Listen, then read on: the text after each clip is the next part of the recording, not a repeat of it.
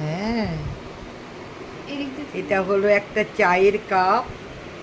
এটা একটা চায়ের কাপ বানানো হয়েছে আমার জন্য, and I am really overwhelmed. মানে এরকম করে আই লাভ চায় লেখা আছে।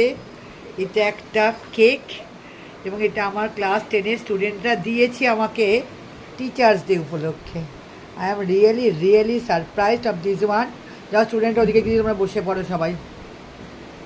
এটা এই হলো একজন, এই একজন, এই একজন, এই একজন, এই একজন অহনা।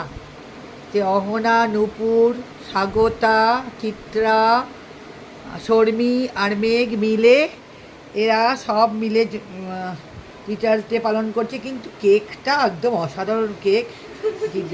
যিনি সৃষ্টিকর্তা তাকে আমার প্রণাম, অনেক প্রণাম।